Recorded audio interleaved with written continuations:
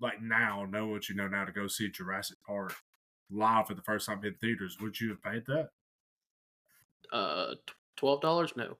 My 75-inch TV is fine. You're so cheap. Oh my word. Soundstripe.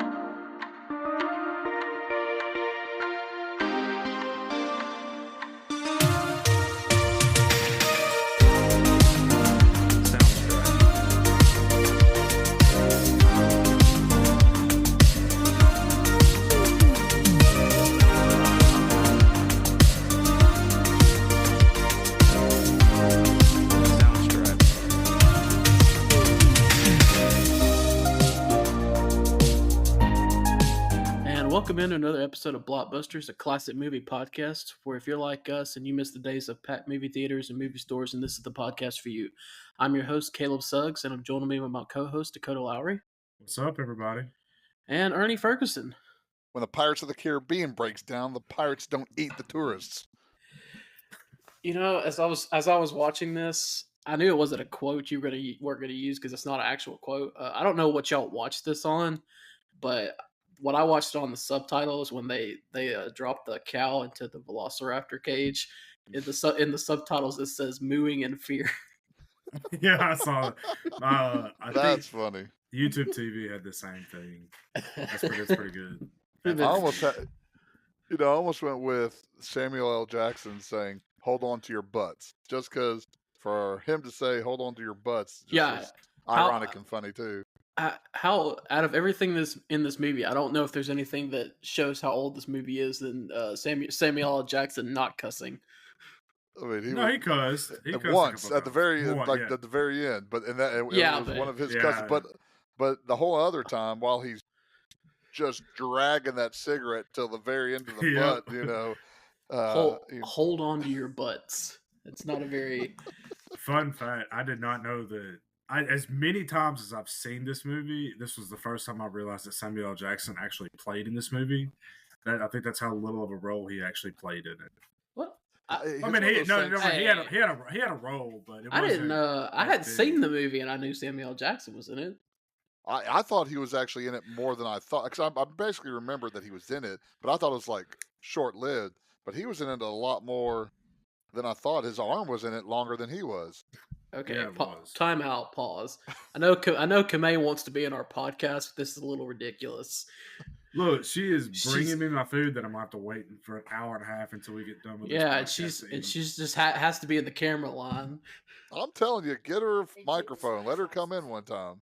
Hey, I've got an extra mic. No, we already go hour and a half as it is. I'll tell you, my wife is a certified yapper. Okay? Absolutely. Hey, watch it. I just got in trouble for that. But no, talking about the movie, since this was my pick, I kind of wanted to talk for a second about it. Well, that's not allowed. Me and Ernie do the talking on this show. You're just here for your looks. Know your role, jabroni. Just for my looks on the audio only podcast. Exactly. You have a face for podcasting. Sure do, man. But no, let me tell you, I did not realize. I mean, I've thought about this several times, but this movie, as far as me personally, is one of my top 5 movies of all times. Like, I absolutely love this movie, and I really didn't realize it until I was watching it this time through. How big of an impact this movie made on my life and some of the choices that I made in my life. I did. All around, I think this is just a great movie to watch. All of the foreshadowing that takes place in the movie, all of the film score, I think is what really sets us off for me. I absolutely love the film score. And I was actually sitting down telling my wife when we started watching the scene where they're flying in on the helicopter. And you have the large trumpet solo with the da da da da da. I love it, and it was the entire reason that I chose to A, join band, but B, to play trumpet. Was that that specific scene right there was why I chose to play trumpet.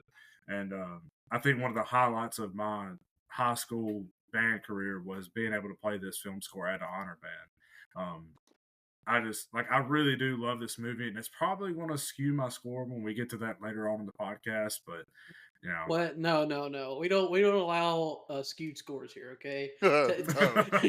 No, not at all. We have to be completely unbiased and objective. If you have to do it like me, I'm always 100% objective. Never have any bias whatsoever. But is there a movie though that Spielberg does that doesn't have a good score to it? Like, well, honestly. That's John Williams. I mean, Williams. That's all John Williams. And that's the thing that. But Spielberg, he understands that's part. I mean, I know he's not the one that's actually doing the music, but Spielberg understands what the score plays in a movie. You have different people that use music differently, like a Quentin Tarantino or a James Gunn who uses popular music to build the story.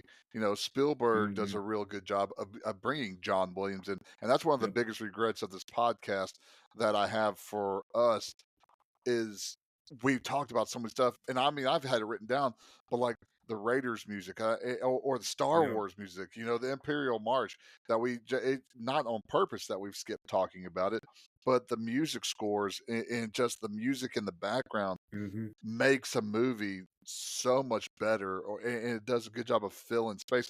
And as far as any other movie that we've done, music, but also sound plays such a huge role in this movie, and just who are the geniuses that came up with the dinosaur sounds and putting all these different animal sounds together to create the Velociraptor or creating the T-Rex or all this kind of stuff. I'm like, you got to be kidding me.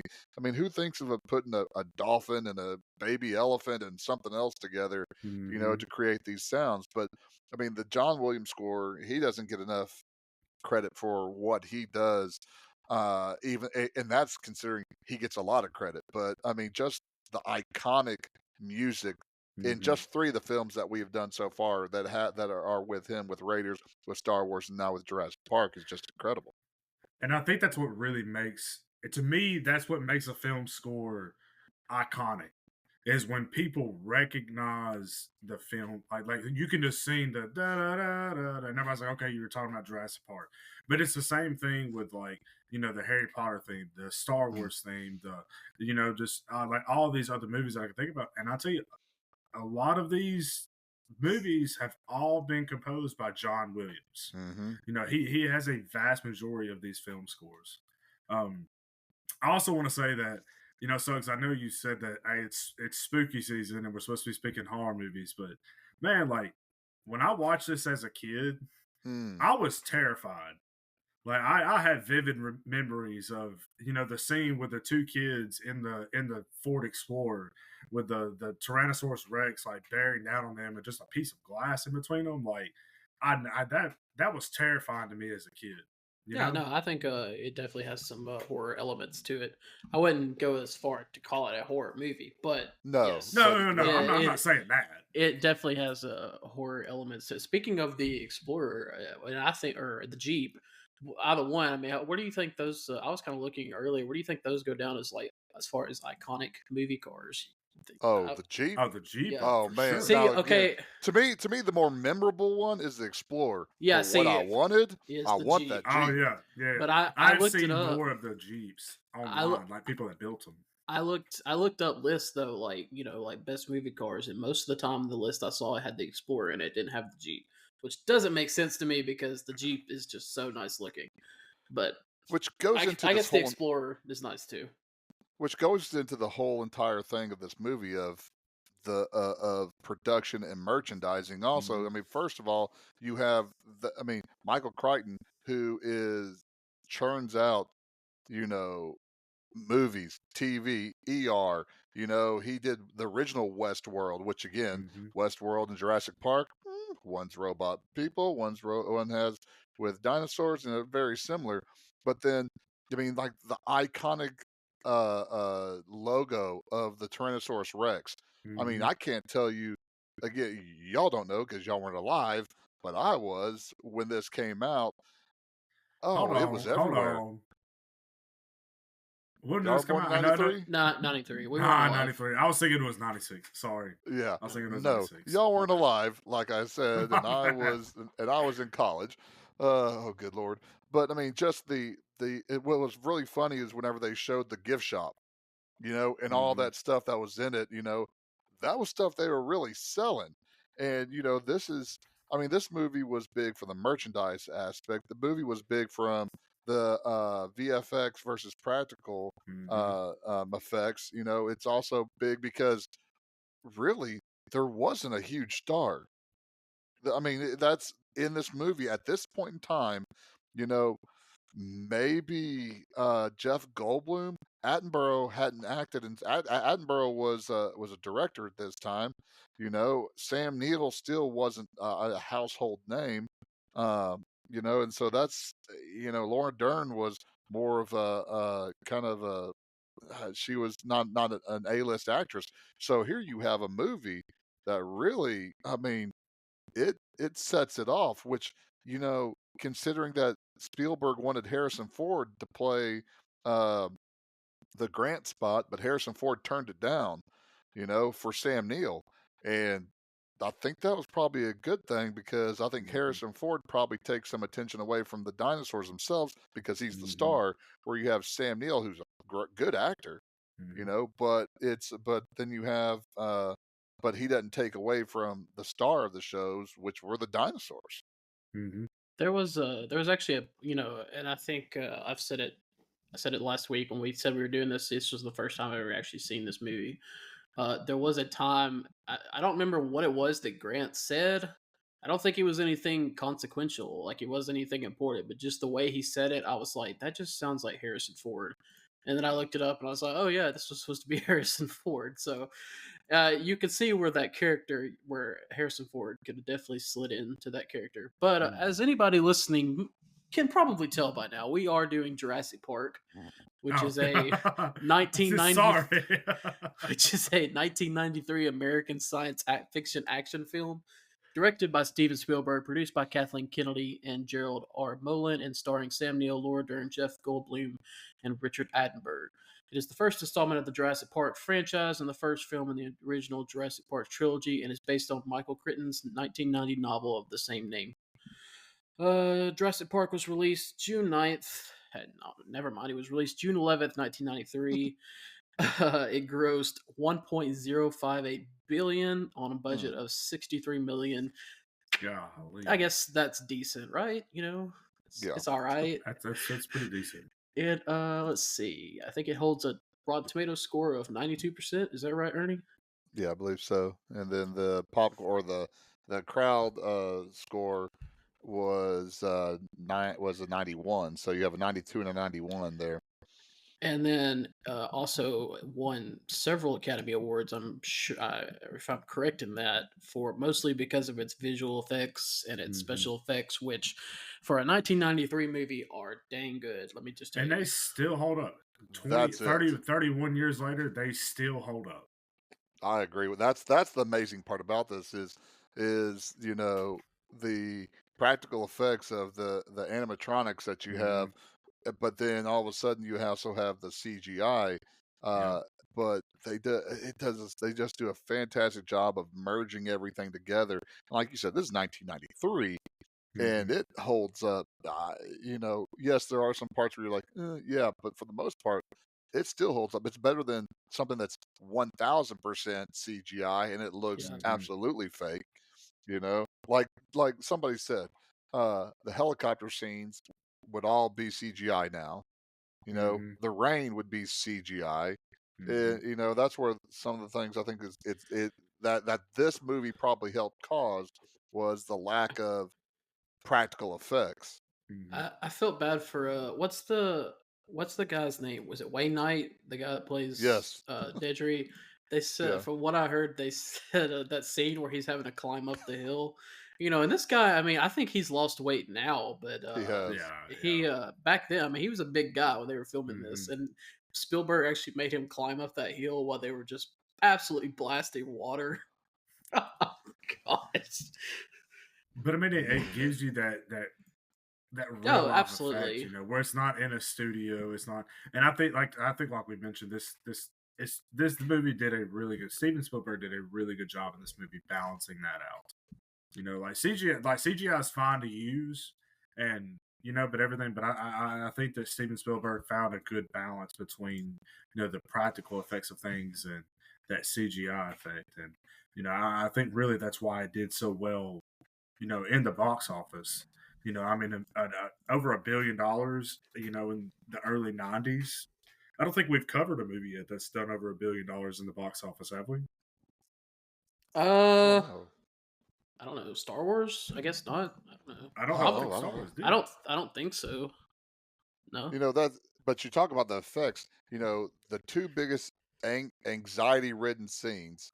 You have the introduction of the T-Rex. Mm-hmm. That was majority practical effects. With some when it showed the whole entire body, though, that was VFX. And then you had the kitchen scene to me in the Raptors, which was VFX. There were sometimes you could tell with the Raptors that when they jumped up. I mean, if you're sitting there looking at it, you can kind of tell. But still, both of them, two different types of effects. Both had it was beautifully done by Spielberg and the actors there, and and the kids again did a fantastic job there too. Oh yeah, they did a great in those job. Scenes too. 8 or 9-year-old me though was 100% sold on the fact that, dude, they had a real life velociraptor in that kitchen with them. Okay, so here's the question: since y'all were born after this, I'd never heard of a raptor or a velociraptor ever. I mean, until but I think I think it's because of these movies that I've heard of that. I mean, Toronto Raptors. Like I said last week, even though I expected to like this movie and I really did enjoy this movie, the reason I hadn't seen it is I'm just not a big dinosaur guy, and I never was growing up. But I mean, Velociraptor. I mean, yeah, I feel like that's kind of it's up the T-Rex and then the Velociraptor, and then I guess the Triceratops, and then other than that, I don't really. The Brachiosaurus, isn't that the one with the Brachiosaurus? Yeah, that I would have called the Brontosaurus, but it's a Brachiosaurus. The Vegisaurus. Vegisaurus. What was the one? What was the one that got Nedry? What was that called? Dilophosaurus. Dilapidus. I don't know, something like that. Dilophosaurus. That remember when you said the Vegisaurus, it makes me funny whenever the girl asked, "Is that a Metasaurus?" Whether she was scared and asked, "Is that a Metasaurus?" I was like, "That's a good line, right there." You mean the girl that just we're talking about 1993? So I don't know how. I know you could probably tell. I don't know how big computers were in 1993, but you're telling me this little 8-year-old, 10-year-old girl is a hacker. Yeah, there's a few things in this movie. I mean, the little boy knew everything about dinosaurs too. I can buy that. I mean, it's easier to read a book about dinosaurs than it is to just be able to. Hey, I'm a hacker. Let me just get on here.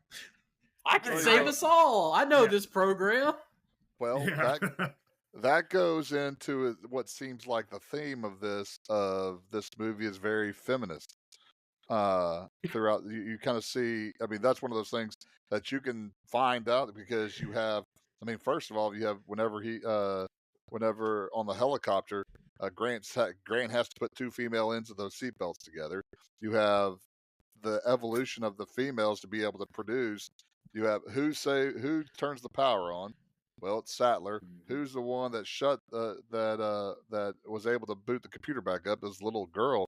Again, I don't know if Steven Spielberg set it up that way, but that's one of those things that just kind of doing the research for this or whatever, somebody had mentioned that. But that might be too deep. Dinosaurs eat man, and then women take over. That whole entire thing. That was one of those great things. God creates dinosaur. God destroys dinosaur. God creates man. Man destroys God. Man creates dinosaurs. Dinosaurs eat man. Women inherit the earth.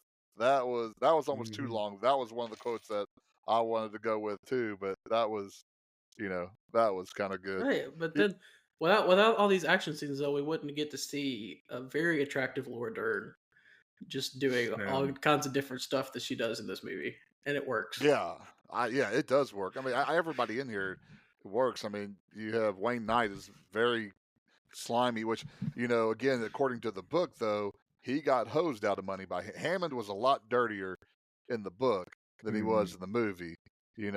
But he got messed over by money, and so he's going to take that Barbasol shaving cream can and get all those different dinosaurs. Which I like this movie. A couple of reasons why. You have Steven Spielberg. Holy cow! So this year, In 93, he has Jurassic Park and Schindler's List. He makes those 2 movies. Are you kidding me? Those are 2 of the greatest films in the 90s right there that he directed. You also have Attenborough, who hadn't acted forever, but he won the Academy Award for Best Movie with Gandhi over Steven Spielberg's E.T.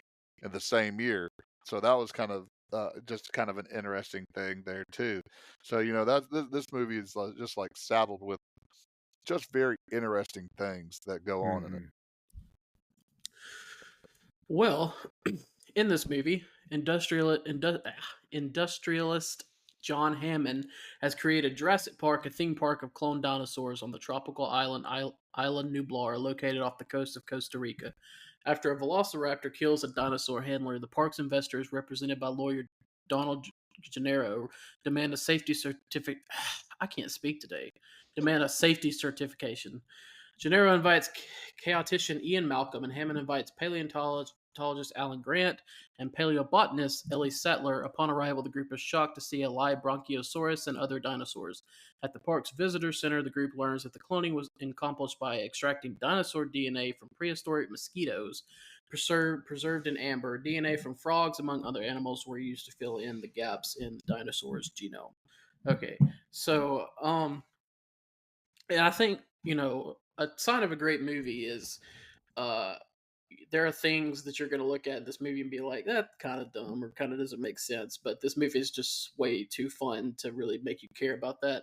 That being said, the whole premise of the movie is you have these, someone dies at the beginning of the movie, and you have these rich investors who are like, oh, I'm kind of worried about this, so you need to make us believe that this park is safe.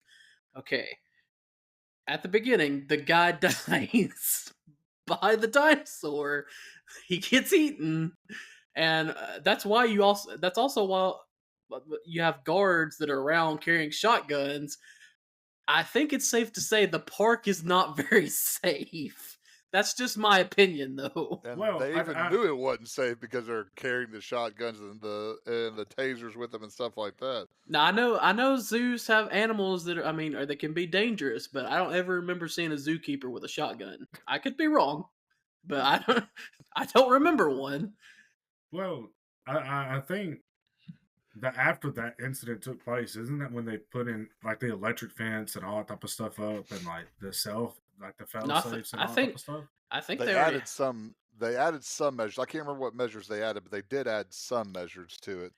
Yeah, they which also Wayne Knight screwed that up. So you have this park that's entirely automated, and yet you have to have a guy manually open the door to let the velociraptor come out. Very good point. I don't know. Are you got to be kidding me? Spare no expense. Oh, except for the door that they have to come through. We have to lift it up. And then he's getting eaten alive, and they're like, tase him. And then after he's been 3/4 of the way eaten, then he's like, shoot it. Yeah. I'm sorry. When he got lifted up on the cage, that's the time you go, dude, you're going in. We're shutting this gate right now. I'm sorry. I'm not holding on to his hand. What are you going to have left just because you got that one hand? Let the hand go. Shut the door. There comes a point where it's like, is it going to be worth it for this guy to keep living? His quality of life just went down significantly. His family is getting paid handsomely. What was the lawsuit? Like $10-20 million, something like that? I don't know. I don't remember. What this scene does, it sets up the bad. Yeah. The velociraptors. But you don't get to see it. All you see is the eye. Which is I think a great job of, okay, I don't know what I saw, but I know I just saw something. And again, that's one of those things. When we talk about horror or you talk about suspense, is the not knowing and not seeing is more effective than just out showing people. And I think it did a really good job of setting that up. It also showed us one of many characters that just likes to wear shorts too. Because who was that? That was Muldoon. He just liked to wear shorts. Same thing with the lawyer. I don't think I've ever seen a lawyer with a jacket, a tie, long sleeves, and shorts. That's a fashion statement right there. I think the other thing that was kind of a little far-fetched in here that I was kind of sitting here was I was like nowadays, if you came to us and said, hey, we spliced frog DNA with dinosaur DNA and we made it happen, I probably wouldn't bat an eye and be like, yeah, that's pretty believable. But in 1993, like, you're telling me that like genome splicing is a thing in 93? Like, well, this is when there was the big to do about somebody cloned a sheep, and I can't remember. So it was enough to be in there, but then you can BS people with science. Yes. So it's not and plus at this time, do you think people cared about the science of it? No, they want to see the dinosaurs. Everybody and their grandma, because we haven't seen dinosaurs, so we want to see dinosaurs. We don't care if you got it from a gap-toothed tiger and you spliced it in there. I mean, as long as you got it in there, that's good. Yeah, but again, what it does also is this is a mixture. This is a kids movie and an adult movie. Is it a kids movie? It is. Well, it's a family-friendly movie. No, I mean, no. I'm just talking about. There are aspects of this movie where you can see it through the kid's eyes as a childlike film. Yeah. But then there are other things that it's like it is an adult film, so it's able to combine those two things together because the original story of Jurassic Park by Crichton was from the kid's perspective, but nobody liked it, and so he rewrote it. So again, it has that the innocence from the kid's eyes and just certain things like the opening scene where they see the Brachiosaurus. That is Kid 101 right there. Oh yeah, that's what I mean, not just it's an incredible scene, period. But I mean, that is the awe and the wonder that you get out of Grant and out of Malcolm and out of Sattler's eyes whenever they first see the dinosaurs. That is 100% kids. Where when you get the Velociraptor shove his head through the wall and try and almost get Sattler, that ain't. So that is a good mixture there. Yeah, it's not a kids movie like I said that Princess Bride was a kids movie when we did that. Yeah, but it's definitely a family friendly movie. It's not steered toward a very mature audience. Yeah. Yeah. Before I want to get to the scene on the scene in the dinosaurs, but it's cool when we see. I love the different characters that we get. We meet Grant and Settler who have a relationship that we don't really know what it is, and then but it makes sense why Hammond would want there. I still don't really get what Goldblum's role, like why does a mathematician matter as far as like what his opinion is on the park. And also I love rock star. That's what I was gonna bring. I love his character because he's a mathematician, but he dresses like him. He's the rock star. I mean, his quick humor in this movie. It's so good. It's that's Jeff Goldblum 101 right there. That is Goldblum's specialty. The quick quips and just the kind of stuttering type of things, like when he said life finds a way, just the way he says things, that's what his specialty is. But when you look at Goldblum's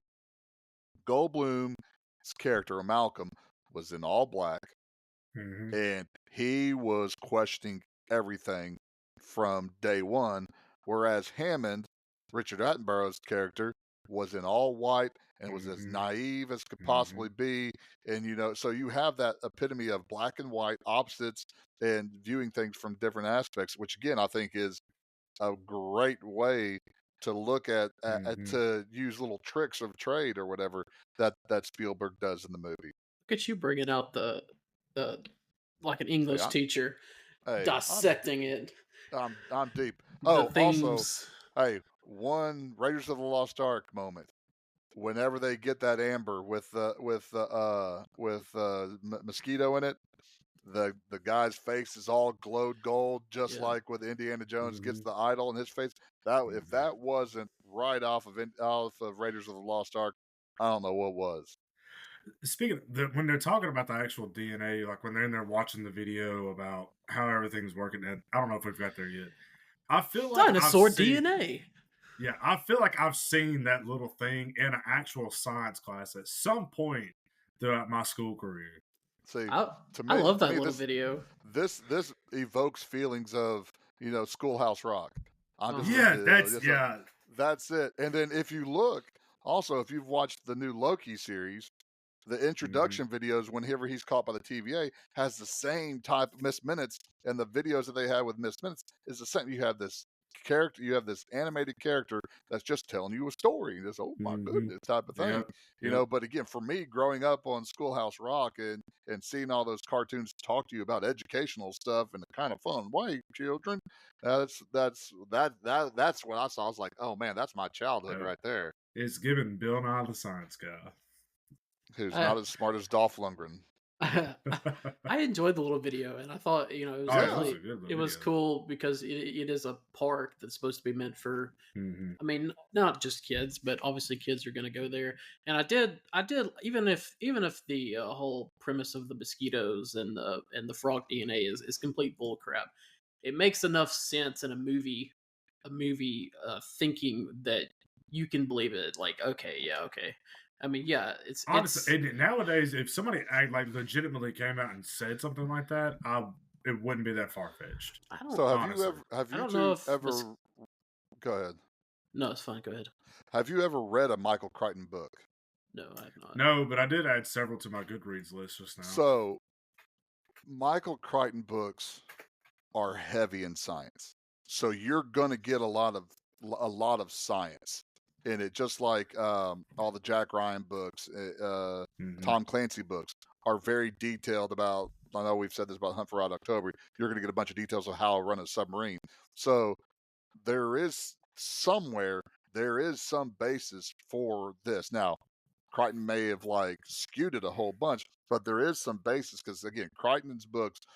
My goodness, that man, if you don't like big words, you don't like to go into details or rabbit holes about science, you might want to pass on Crichton books. But I mean, they do have that. So again, to me, I know I'm looking at it going, same thing. Yeah, they drew blood out of a mosquito. How do you know what animal you're getting out of the mosquito? That type of thing. But again, there has to be some sort of piece of truth that comes at it for them to be able to get this in there. One of the things I will say before we move on to this next paragraph is because the scene where they're in the Jeep and he grabs her head and pulls it over to the side. This movie has to be one of the most memed movies I think of all time. Like I can think of there were so many times in watching this film where I was like, oh yeah, that was a meme. Oh yeah, that happened. Oh yeah, I've seen that one before. Like I've seen so many quotes and so many memes that have come out of this movie. But that scene is so good, and it just speaks to Spielberg, his talent as a director. I mean, they build suspense. I mean, we're a good 30 minutes into the movie at this point, and we haven't seen a dinosaur. I mean, not really. I mean, you see kind of the Velociraptor, but you haven't really seen a dinosaur.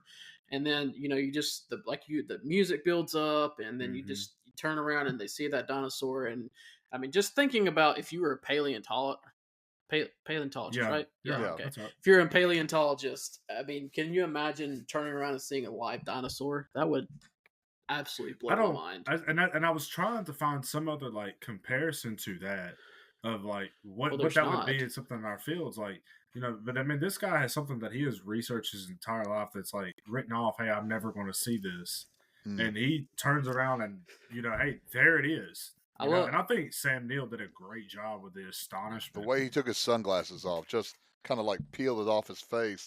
No blinking, nothing. And he grabbed Sattler's head and turned it so she could see it. It was, man. I love the line where he's like, they do travel in herds. It's that the research that you've been doing, it's just you're justified. Hey, it's right. You're proving it, yeah. Yeah, but To prevent breeding, the dinosaurs were made female by direct chromosome manipulation. The group witnesses the hatching of a baby velociraptor and visits the raptor enclosure.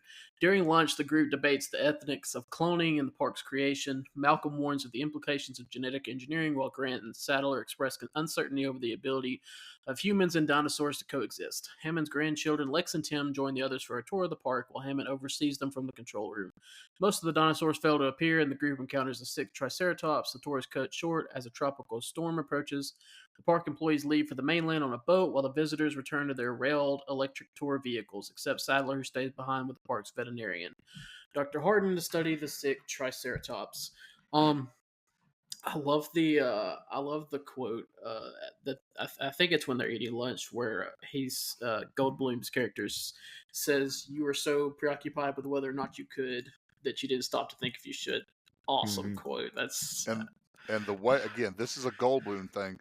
The way he said should, he doesn't. I mean, he goes quiet. He drops it down and he goes quiet, and that's, again, Goldberg was fantastic. I mean, Jeff Goldblum was fantastic in this movie. He also talked about, there was no discipline in their knowledge. They just got this knowledge and didn't have to work for it, and he talks about that too. This is where you truly see, I mean, when Hammond starts getting mad at Malcolm, just the two at the opposite ends of this whole entire ethical thing that they're a part of.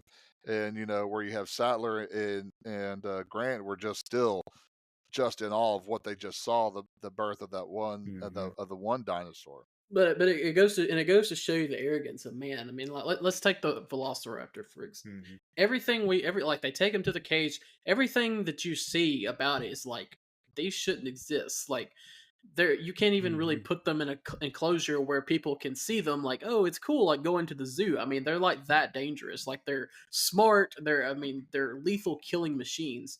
So it's like, why do we have these? But they could have easily just not bred them and breed dinosaurs that aren't, dangerous. And because it's still, I mean, even if you didn't have the T-Rex or the Velociraptor, people would still come because it's a live freaking dinosaur. But all they cared about is doing, if they can do it. And that just the arrogance of man, like, hey, I can do this, so I'm going to do it.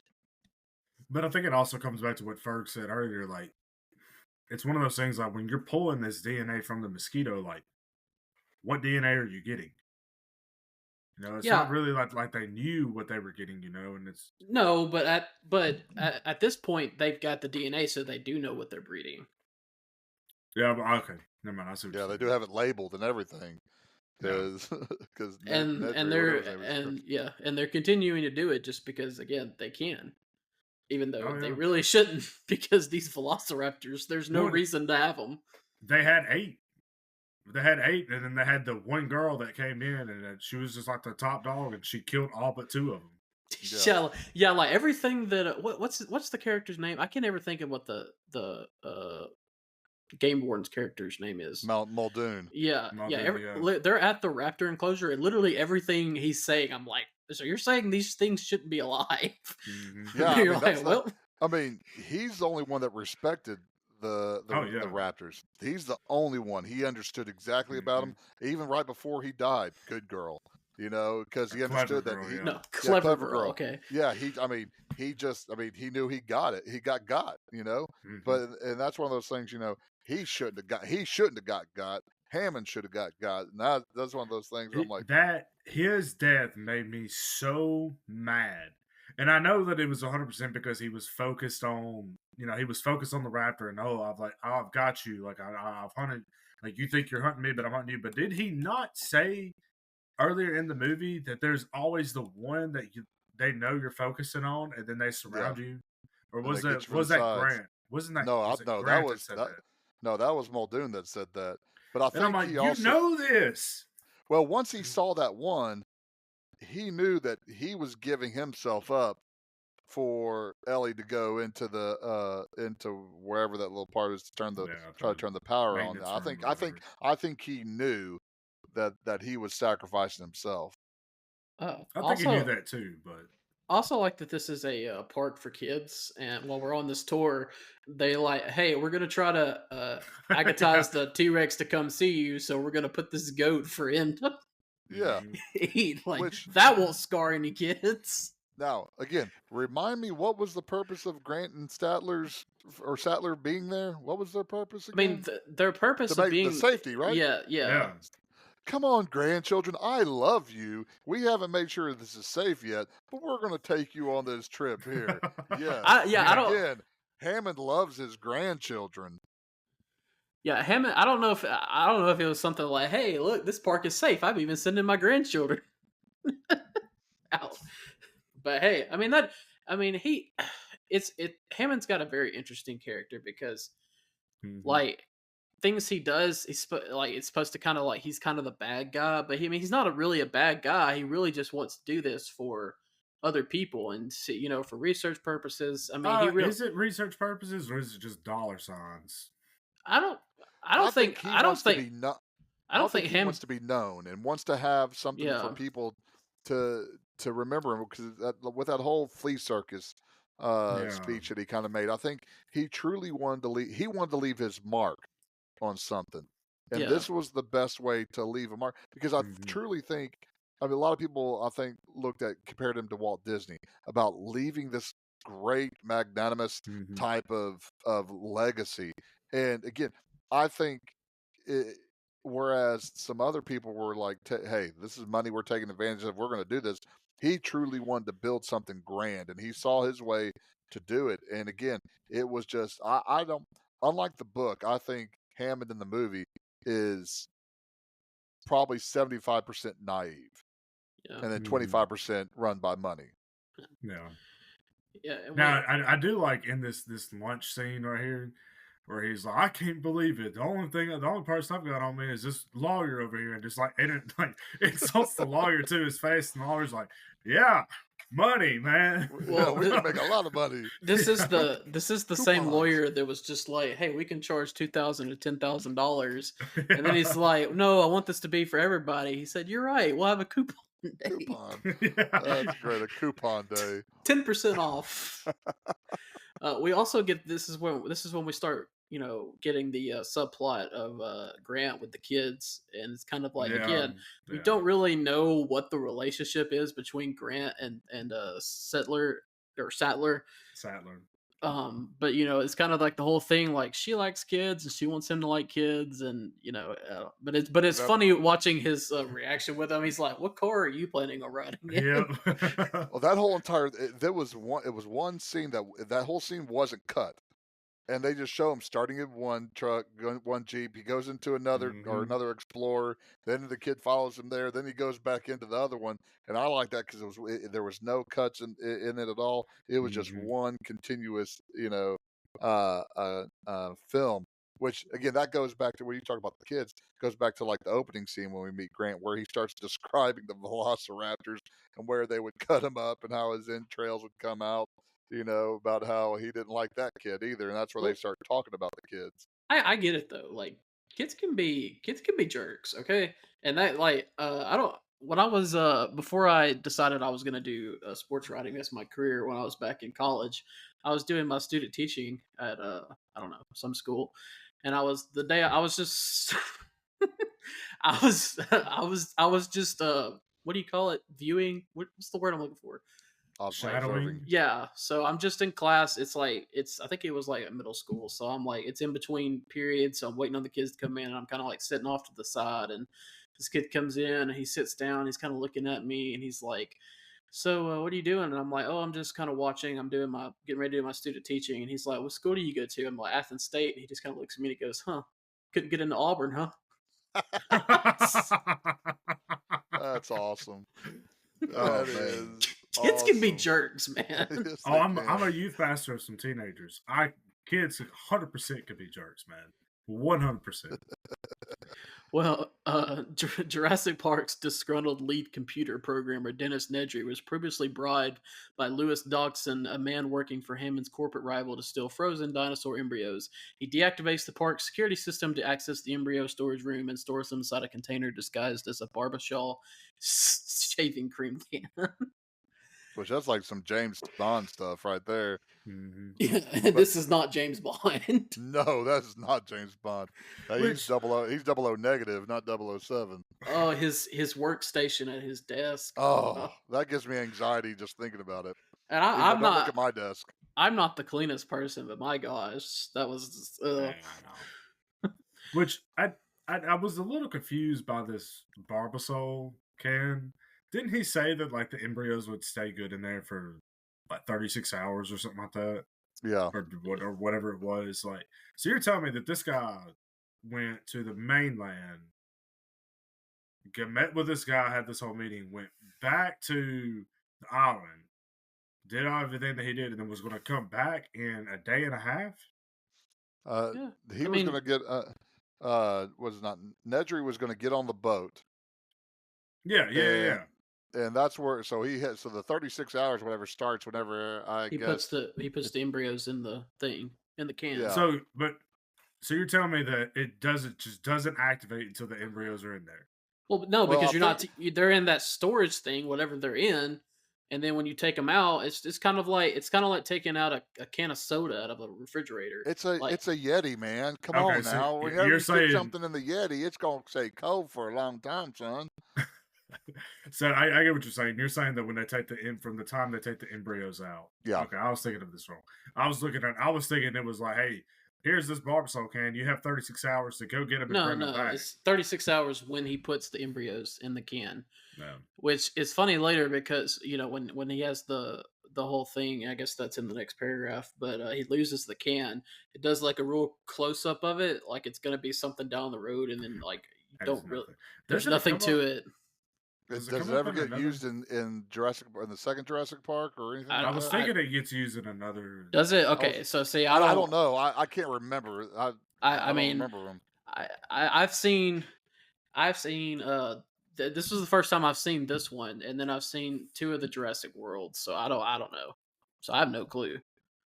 But one thing also I remember, is the I'm sorry, I just got off the Barbasol can. Just I thought about the gates, the iconic gates going into Jurassic Park. Because it was used, I think, in Universal too, the Universal rides too. But I like Malcolm's. What do they got in there? King Kong. I thought that was also a great part of the movie too. And then when they're on the tour, he looks in the camera. He's like, "So, do you plan on having any dinosaurs on your dinosaur tour?" Which again, that's another great thing that just draws up the anxiety also, because there's dinosaurs, but yet here they've stopped twice in 2 different places, and there's no dinosaurs, and you're like, okay, what's going on? But yeah, it was. Well, Nedry's sabotage cuts power to the tour vehicles, stranding them as they near the park's Tyrannosaurus paddock. Most of the park's electric fences have also been deactivated, allowing the Tyrannosaurus to escape and attack the group. After the Tyrannosaurus overturns a tour vehicle, it injures Malcolm and devours Gennaro, while Grant, Lex, and Tim escape. On his way to deliver the embryos to the island's docks, Nedry gets lost in the rain, crashes his Jeep Wrangler, and is killed by a venom-spitting Dilophosaurus. Sattler helps the game warden Robert Muldoon. I say Dilophosaurus without a problem, and then I say Robert Muldoon. I'm wildly inconsistent. Sattler helps the game warden Robert Muldoon search for survivors. They find Malcolm just before the Tyrannosaurus returns and chases them away. Grant, Tim, and Lex take shelter in a treetop and encounter a Brachiosaurus herd. They discover the broken shells of dinosaur eggs the following morning. Grant concludes that the dinosaurs are breeding, which is possible because of amphibian DNA. Animals like the West African bullfrogs can change their sex in a single-sex environment, enabling the dinosaurs to breed. The 3 later encounter a Gallimimus stampede being hunted by the Tyrannosaurus. Hey, that's like all those words in the Bible, son. Just say it with confidence and just see if anybody else can catch on that you don't know what you're saying. Hey, I was 100% on the Dilophosaurus. Like, hey, I got this one. Hey, you got it. And the Brachiosaurus, but apparently I struggle with Muldoon or Muldon. Okay, so look, I get it. The Tyrannosaurus scene is obviously a great scene and everything. Mm-hmm. I have a question though. So when the Explorer goes off this cliff, But the Tyrannosaurus was in that enclosure. I asked Where the did same where thing. did that cliff come from? It is part of the. Just watched something on this. The recreation of this, or the creating of this, there is kind of a landing strip where he came from, but then there is a 30-foot drop off. When they first did the kind of computer animation of or claymation of it, they have the T-Rex grabbing a hold of the Jeep and dragging it towards that cliff. So even in renderings and drawings, that cliff existed. It Okay. just we've only saw the T-Rex wherever it came over that part of it. So again, it does exist in parts that we don't see. So it's one of those things where we just don't see it in the movie, so it doesn't make sense that all of a sudden, hey, where's this 30-foot drop off coming from? But there is stuff in canon that does show that they had it originally part of that sequence. Okay. Goodness, your wife I did not know making that. enough noise back there? I think that's a dog right there. That's that's a velociraptor behind him.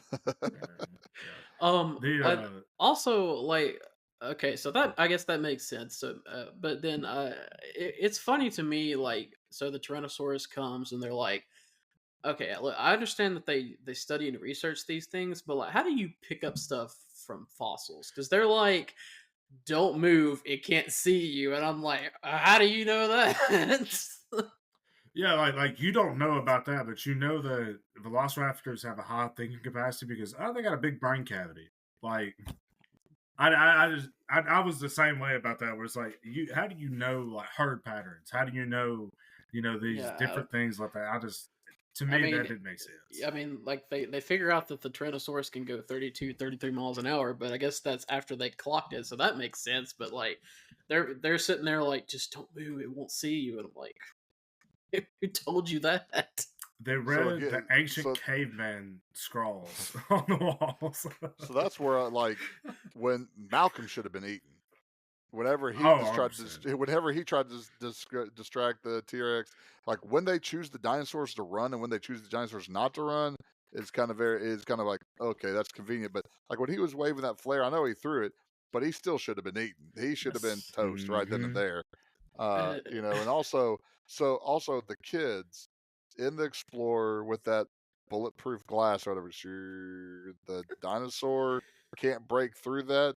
I mean, or at least smash the kids to death. Okay, but, so apparently, and this is what I got this from listening to something else about this movie. Apparently, there's a part in this movie where they talk about the glass as like special type bulletproof or type, it's not just regular glass. That being said, I can't imagine how many pounds a Tyrannosaurus weighs, so I feel like he could still get through that. That's just my thinking.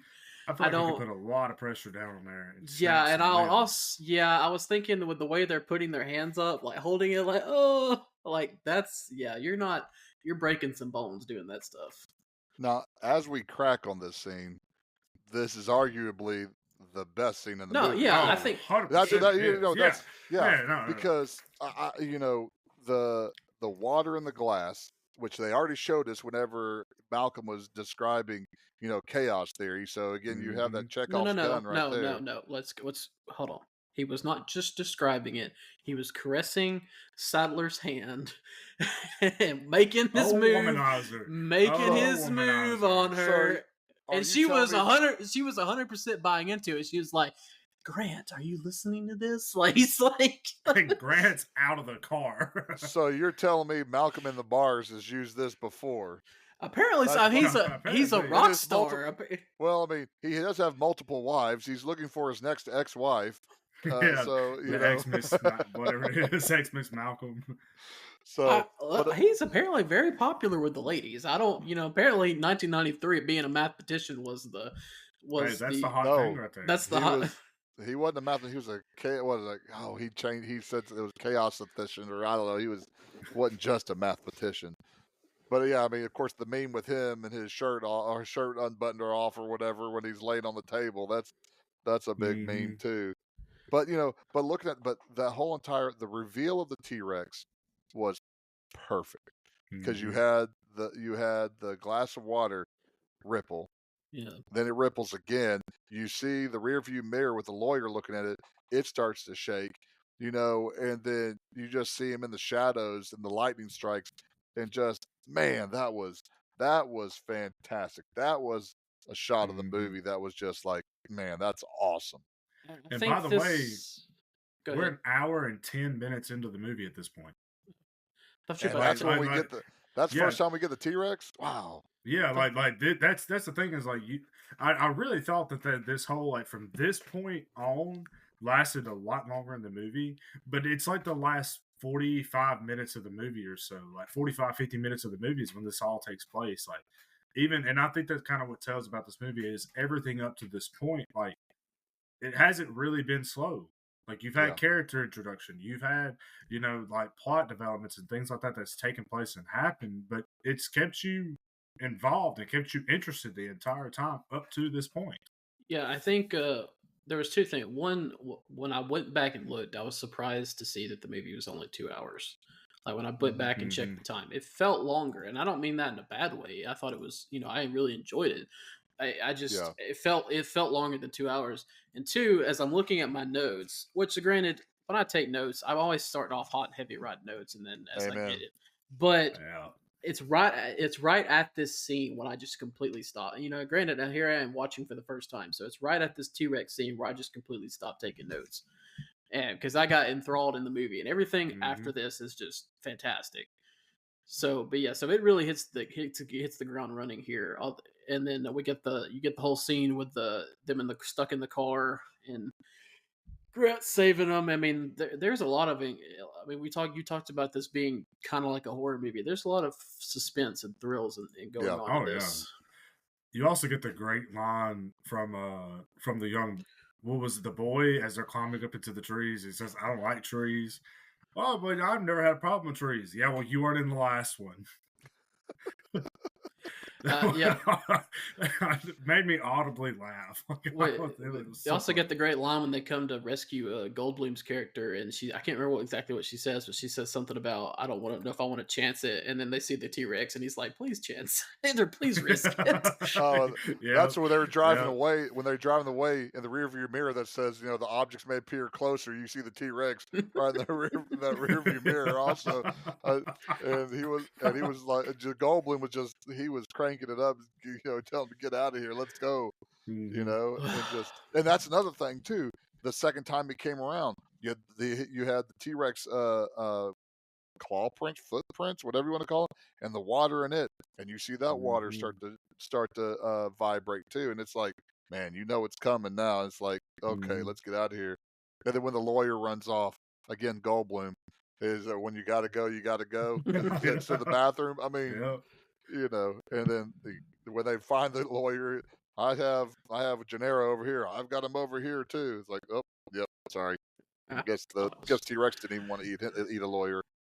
That's So, well, unable to decipher Nedry's code to reactivate the security system, Hammond and Chief Engineer Ray Arnold decide to reboot the park system. The group shuts down the park's power grid and retreat to an emergency bunker, while Arnold heads to a maintenance shed to complete the rebooting process.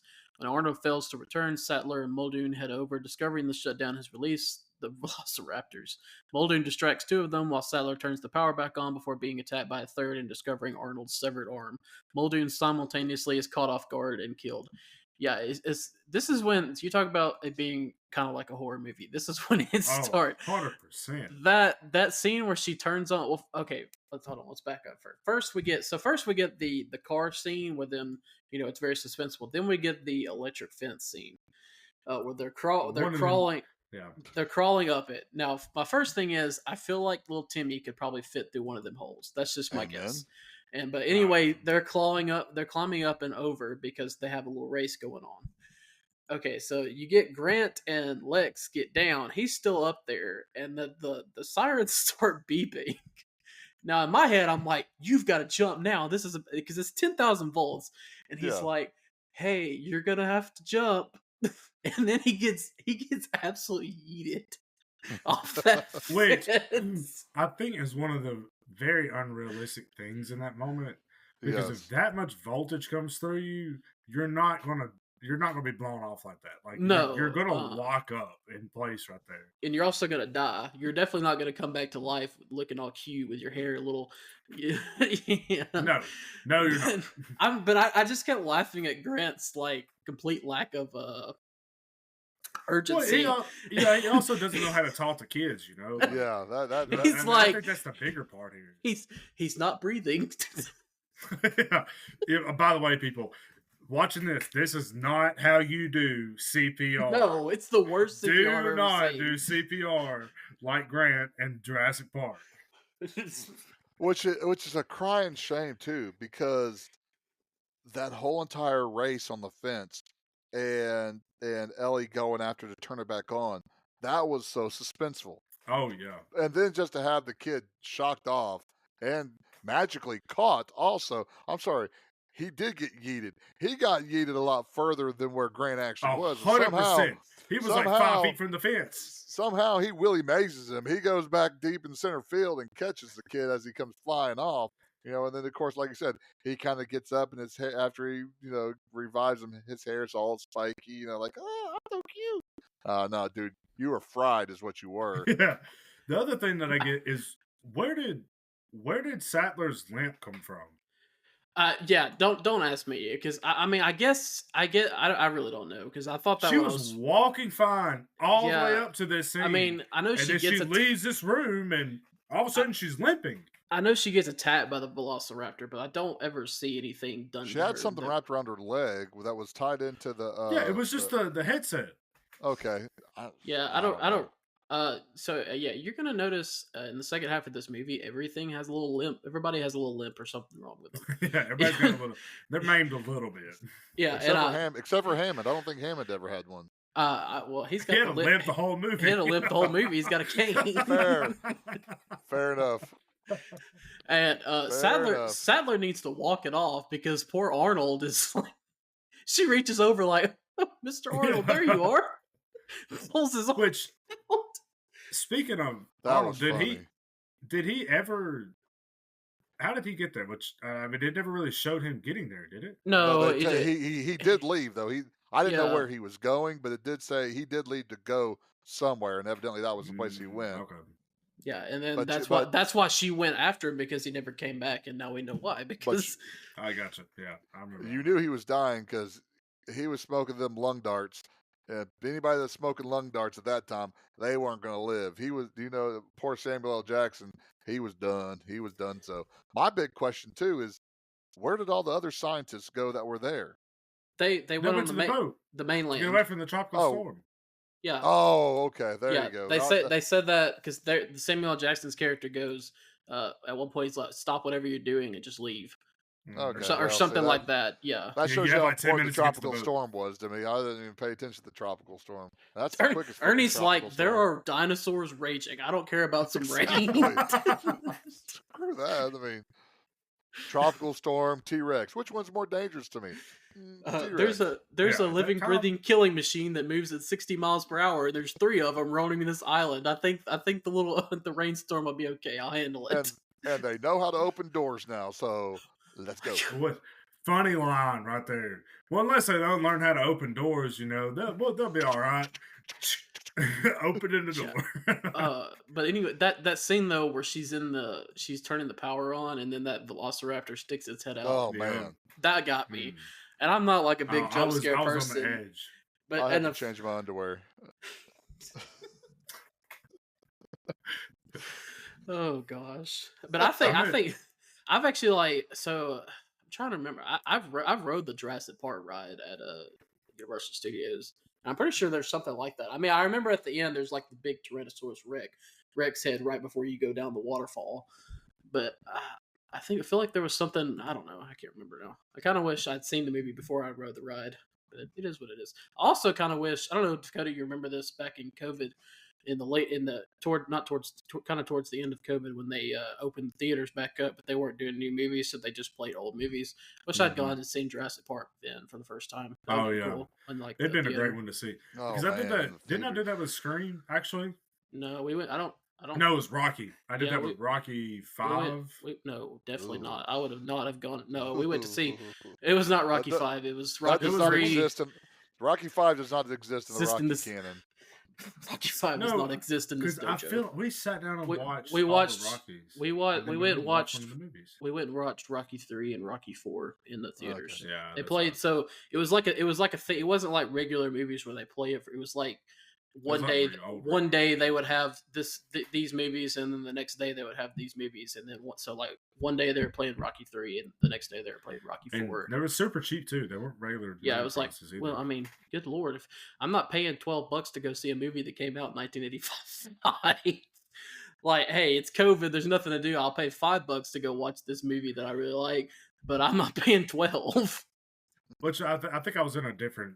I know this is way off topic, but I was in a different scenario too. But that was the first time I was seeing Rocky 3 and Rocky 4, and I think had you had that opportunity to go like know what you know now to go see Jurassic Park live for the first time in theaters, would you have paid that? $12? No, my 75-inch TV is fine. You're so cheap. Oh Lord. $5? I'll pay $5 to go see it. For the experience. Yeah. I need a coupon if I'm going to go watch this.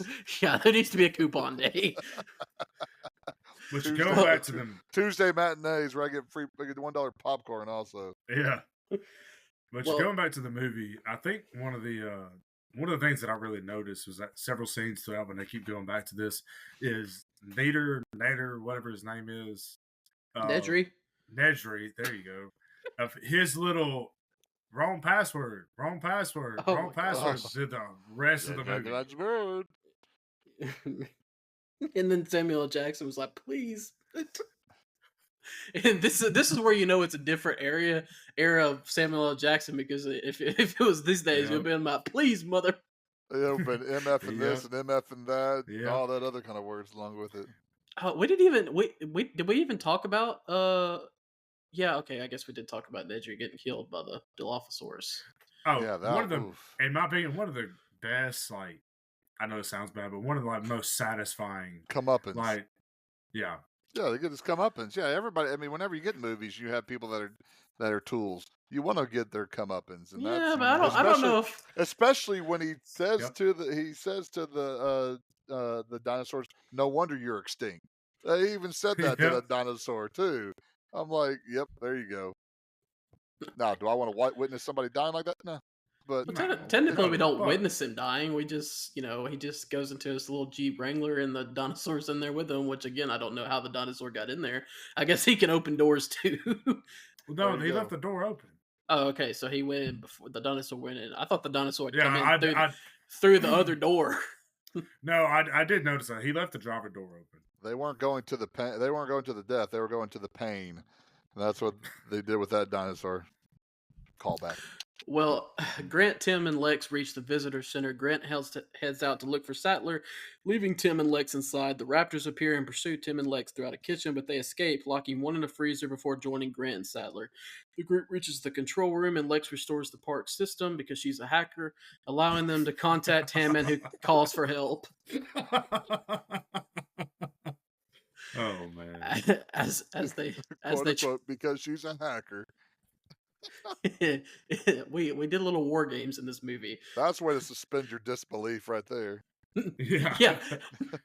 That's my thing with this. So we're talking about a movie with live dinosaurs, and I'm like, a 10-year-old girl hacking? Okay, now this is getting a little weird. Suggs, you know you can go edit the Wikipedia page and add that in there now. Don't tempt me. Well, as they try to leave, they are cornered by the two remaining raptors, but the Tyrannosaurus appears and kills them while the group flees. Hammond arrives in a Jeep with Malcolm, and they board a helicopter to leave the island, but only after Grant concludes with his professional judgment to Hammond that he will not endorse the park, and Hammond replying with, "So have I." Yeah, I thought that might be a quote you would go with, Ernie, that whole thing where he's like, my professional opinion, I am chosen not to endorse your park. Gee, I wonder why. But yeah, probably my favorite part of the scene is the whole the raptors in the kitchen. That's such a great scene. Although I don't really understand why the raptors would be walking around like serial killers, like so quietly and slowly. But they're hunting. Yeah, I guess that's true. They were too cerebral. They were too. They should have gone T-Rex and just gone after things instead of trying to figure stuff out. So their big brain cavity got them in trouble. Yeah. That's what led to their demise. Yeah, we get the great. Which I mean, I like before we get to the kitchen scene, Lexi's eyes whenever she's eating and she sees the shadow of the velociraptor, and the raptor. The Jello. Yes, yeah, like her whole like mannerisms in that scene. Oh man, that was fantastic. And then whenever she was stuck in it wasn't the dumbwaiter, but in that one where she was trying to slide the door down and the velociraptor hit the reflection, and just that was, again, like you said, this whole entire scene is like 1B behind the T-Rex scene. Just the intensity of it, the anxiety of it, and just kind of how they just did this whole entire thing was really, really, it was fantastic. Yeah, I agree. Yeah. It's, again, I've bring up being like a scary movie. This is, the suspense of this is on par with a lot of. And because again, like I said last week, what my dad always taught me about scary movies. What's scary is situational horror. Put yourself in that situation. How scared would you be? I would be absolutely terrified. and I can guarantee you, Ernie Ferguson's not anywhere near that island. Oh, absolutely not. No. I'm on the opposite side of the spectrum. I would 100% go to something like this. Why? Yes, you tell me I can go see dinosaurs? That's why you deserve to be kibble and bits. That's what happens to you right there. I will read the eulogy at your funeral. Can I have your TV? That's like all those idiots that have one by sides. Yeah, I know. I have a second one. I mean, hey, a Jurassic Park one. hey, if I put them side by side, it's almost like being at the theater. I don't even have to spend $5. I told Dakota to hold on to his butt when he went there, and he didn't. I was like, but you wouldn't catch me. Which, granted, I'm not a thrill seeker, but you definitely wouldn't catch me at man-eating Tyrannosaurus Rex. No, thank you. I'm supposed to believe that this little electric fence is going to keep him away from me. No, thank you. Ooh, I'm sorry. Okay. So again, it doesn't kill the boy, but it's going to keep a T-Rex and those dinosaurs from going through it. Yeah. I just thought about that. Also, I don't think so. The other thing that I don't get is, like, how are you going to show people velociraptors? That's the whole point I was trying to say earlier. They can't. So it's like, why do they exist? That was my whole point about the arrogance of these people. It's like there's really no point, because they can't show these to people because they're that dangerous. So there's no point. Contracts. There's no point in them existing, but they're making assassons.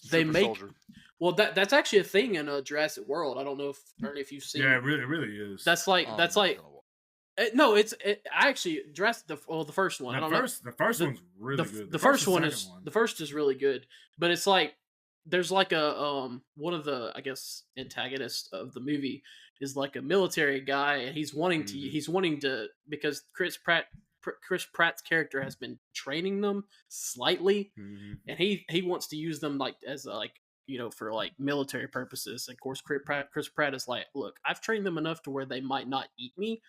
Like we're not gonna get them. We're not gonna get them trained enough where they can go out and take on government missions.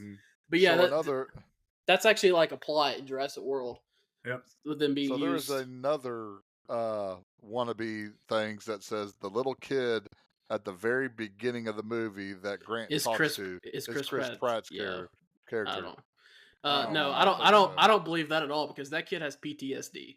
100%. 100% the kid does. He is not only is he not going to become a paleontologist, he's the opposite. I don't know. He's working at State Farm. He's not going to the zoo. He doesn't have rattlesnake skin shoes. Nope. He's not going to anywhere near a swamp. Nothing like that. No, yeah. That kid got PTSD triggered by having to climb up another tree. You think he's going to come out to an island? Yeah, I don't. So here's another question. How do they not notice the T-Rex when it comes in to get? I know they're fearing for their life. I don't know. But I would movie logic, Ferg. Yeah. Okay, there you go. Fair enough. But I mean, the T-Rex made the whole entire ground shake. Yeah, and then I don't know.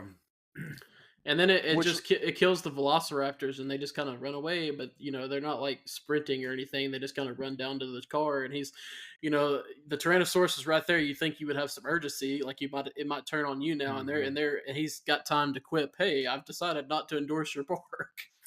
Yeah, but it does give you with the another iconic shot with the T-Rex looking basically at the camera, and then the tail wrapped around. Yeah, and then the banner coming down. That was another kind of iconic shot where the original part in that room was the skeleton of the T-Rex. Now it's replaced with the real T-Rex or the genome. The cloned. Yeah, the clone T-Rex. The frog T-Rex. The frog. Which we say all this, but let me tell you, that whole scene there is really a great culmination of the last, 45 minutes that these people have gone through. They've spent all this time running from the dinosaurs and running from, the T-Rex or the Velociraptors or all these things. And then they get in here and they're surrounded by the 3 Velociraptors. And you're really sitting there and you're like, man, like, how are they going to get out of this? Like, I at that point, the first time I watched this, I was like, they're dead. And then we get the original bad guy ends up being the hero. Our first, I mean, I know we saw the Velociraptor for early on, but then so much time had gone by, and then our first big bad was the T-Rex, who ends up Spielberg uses as the hero at the end. And then we get the helicopter scene where John Hammond is like looking out at the island. Of course, I'm sitting there thinking, if I'm the other guys, I'm like, look, I know you spent a lot of money on this, but we're getting out of here before something comes and kills us. Yeah, I'll say we need to be. I know, where's the flying dinosaurs? I'd be nuking that island right now. Isn't that a scene in one of the next few Jurassic Parks where they're flying away from it, and instead of it being the pelicans or whatever it is, it's the pterodactyl. Pterodactyls. I was enjoying because I was after I watched this, I was reading like the description of the next 2, and it made me laugh at the third one where it said this couple tricks Grant into going back on the island. I'm like, how do you get tricked into going back to the island? I've watched it. I don't remember. I can't remember any of them, to be honest. But yeah, I definitely remember them because there's the whole boat scene. Hey, this isn't the ice cream store. Yeah. But and I think there was a lot from the second and third movies that I thought was in this movie, like the boat scene. And you had the fight between the Tyrannosaurus and the Stegosaurus. I don't know what it is. The thing with the spine on its back. Yeah, I remember it's a something-osaurus. All the small little dinosaurs that ended up just ganging up on the next the hunter guy and just bunching all over him. And then you had the yellow cell phone. And like that whole thing, and it's in a pile of turds over there. Like there's a lot of memorable stuff from these movies that I don't know. Well, I guess that brings us to the end of the movie.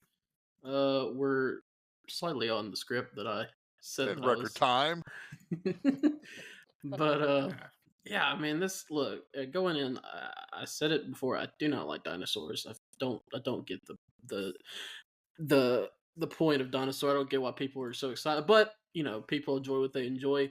But that being said, even though I don't really like dinosaurs, I expected to really like this movie, and I really like this movie. But I don't have any desire to go research dinosaurs now, though. It's just a really great movie that I will certainly watch again, and probably watch the rest of the Jurassic Park trilogy. And I guess I'm going to go back and watch Jurassic World too, because that was really good. I enjoyed seeing that one. But I also really like Chris Pratt, so. Okay. Yeah. Let me just. Dead time. Huh? Dead air. Dead air. Okay. No, that's just staying in there. I don't feel like editing that out. So. There you go. I was okay. Okay, fine. Nobody else is gonna talk. Usually somebody's starting who's doing the ranking. Usually, dang, Ernie won't shut up, and now I can't get him to say anything. No, I'm following our schedule. You gave us our schedule. Schedule. All right. Well, I guess it's time to go into the ratings. Since this is Dakota's pick, we'll let Dakota go first because every time I do a pick, Ernie makes me go first. So I'm fine with that. So I will say, like I mentioned at the beginning of this podcast, I love this movie. Like, it's not like I have some obsession with dinosaurs. Obviously, I don't know all the names or anything like that, but I really love this movie. I have very fond memories of this movie, watching it as a kid. I think this movie was kind of the first sci-fi fantasy movie that I ever watched, and kind of kicked me into my whole sci-fi fantasy, like loving everything that I do with it. But I really think this movie, just apart from that, is a great movie. You know, there is so much in this movie that, like the suspense throughout the whole movie that really builds and picks up. And like I said, all the foreshadowing. And I think that's something I mentioned at the beginning, but we didn't really talk about is all the foreshadowing that takes place in this movie. That, you know, leading on to later things and going on with later things. Like, I think Steven Spielberg did a great job with this movie, and I really do feel that this is a blockbuster of its time. And so I think I'm going to give it a 9.5. 5, Ernest. This is, I think, it's one of the Spielberg's top 3 movies he's made, I think, and that, you know, there's some that could probably be in and out, but the use of technology, and practical technology, you know, I think is fantastic to look at, but it also has some of the most just iconic visuals. The first scene that when we see the brachiosauruses, you know, the T-Rex scenes, the kitchen scene, it was really wonderfully put together. You know, and again, suspense, anxiety built up. So I'm going to give it a 9.25. Money wise, I think it is his most biggest movie. I think maybe, I don't know. That's what I'm looking at. Yeah, I'm trying so far. I think E.T. I wonder if Saving Private Ryan is more than Saving Private Ryan. E.T. way more. Yeah. It's Jurassic Park, E.T., Indiana Jones and the Kingdom of the Crystal Skull. Oh, the second Jurassic Park movie, War of the Worlds, Ready Player One. Saving Private Ryan's like number 6. He's made a few successful. He's made a few successful movies, but yeah, that's gonna lead into what I was gonna say about the movie. Again, I think this is one of those things where, I mean, it's dinosaurs, so there's going to be people that are really into dinosaurs that want to see this movie. But then there's going to be people like me that couldn't give absolute two craps about dinosaurs. But the sign of a great director, and that still Steven Spielberg is, whether you really like dinosaurs or whether you don't really care about dinosaurs, you really love this movie.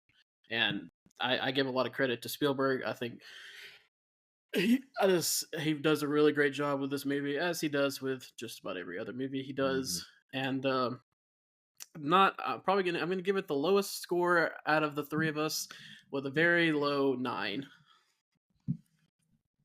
So I guess 9.5, 9.25, and 9. I'm not very good at math, but I think that's a 9.25 average. That is correct. And where would that bring us, Ernie?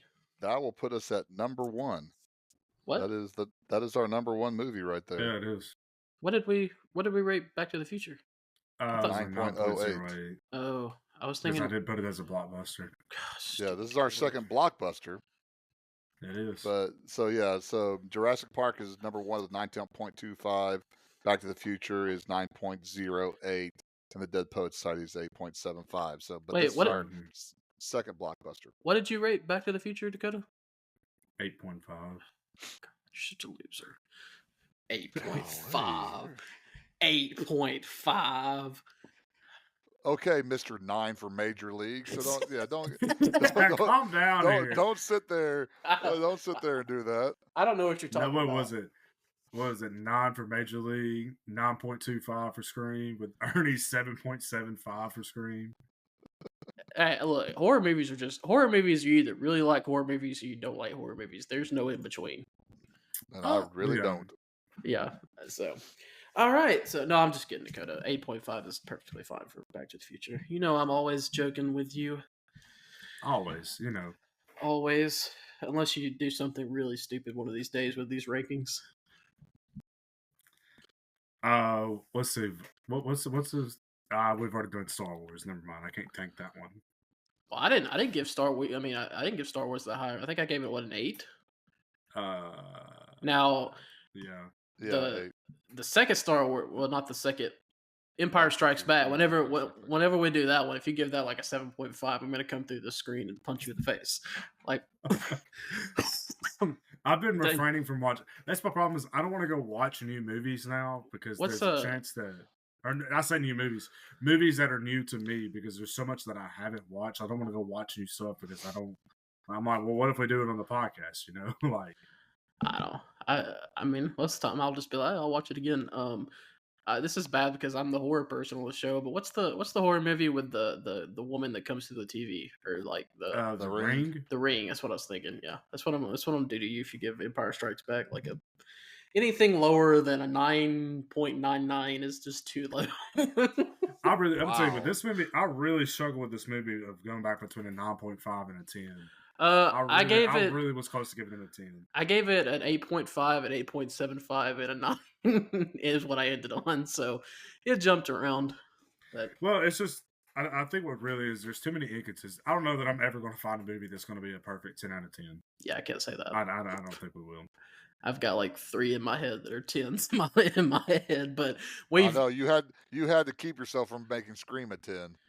I gave it a 9.25. It wasn't even close to 10. I didn't say you didn't. I just said you had a hard time not making it a 10. It wasn't even close to that's like 2 or 3 point things, like, because we do it in 0.25 increments. Except for Ernie, that'll be like one day he's gonna be like 9.28742. I'm gonna go pi 3.14. He's gonna pull out the what is it 9.0.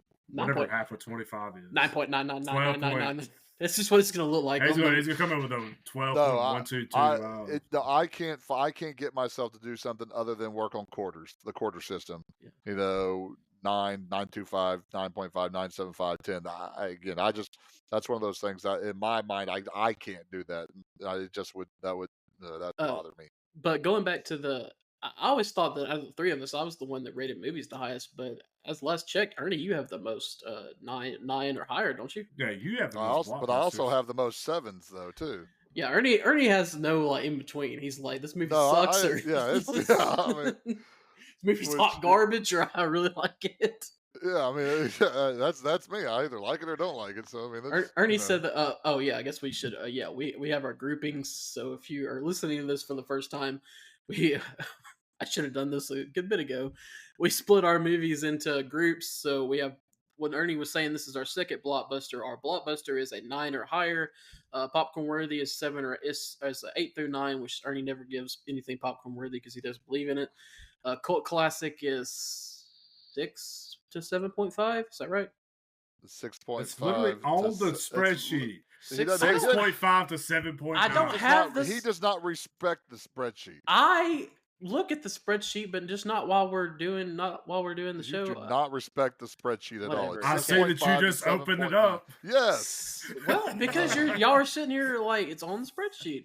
So fine, 6.5 to 8 is cult classic. 5 to 6.5 is crap. What's the other? Matinee only. And 5 or under is video straight to video. Didn't I create these groupings? Yes, you did. Okay, so yeah, Jurassic Park is our second blockbuster. Behind, I was next to Back to the Future was the first. Now Jurassic Park is the second. It is now our highest rated movie. Mm-hmm. And Ernie, it's your pick next week? What are you going with? Well, we gotta lighten it up a little bit because we've been a little bit too serious, and so we are going to go with the John Hughes classic of Ferris Bueller's Day Off. Such a good movie. Dakota, have you ever seen it? Yeah, I actually have. Oh, I made me watch it one day. That surprises me. Oh, I don't like that. Made you watch it. That sounds like my wife. You're gonna make me watch this? Well, to be fair, there's a lot of movies where she comes in and she's like, "Hey, we're gonna watch Ferris Bueller's Days Off," or "Hey, we're gonna watch what's the movie with Channing Tatum and Amanda Bynes? She's the Man." She's all that, or something. She's the Man. Yeah. There's no telling how many times can I see in that movie. It's her comfort movie. This shows how much I appreciate and know my wife. That is her comfort movie. When she's in a bad mood, she watches it. My wife made me watch The Greatest Showman, and then she started That's a good movie, though. That's a great movie. It's okay. But as I was watching it, it was I enjoyed it. It was fine. I probably would watch it again, but I was. Well, you're not a musical person either, though. No, that's not true. I love Grease. But yeah, well, as I was watching it, I was paying attention to the movie, and my wife, who has ADHD and has already seen the movie, and got bored, so she was like annoying me throughout the whole thing. So that was my experience watching The Greatest Showman. I don't think of Hugh Jackman as a musical, like. Didn't he come from Broadway? Yes, I'm sure he did, but when I think of Hugh Jackman, I think of Wolverine. It's two very different characters. Yes, you can't do multiple things in this life. No, you can only do you one cannot. thing. You have to be like The Rock and do the same role 50 times. Oh gosh! Oh my word! Please tell me there's no. Oh, he's Scorpion King. You're going to make us do the Scorpion King one time, just because he's in it. No, I'm not. You're the Rock guy. I'm not the. Whoa! We better stop this broadcast right now before you start getting fighting words. Okay. But before we do, let's get opinions here. So, we have next week is Ernie's pick, and then the next week we're doing Halloween because our episode comes out on Halloween.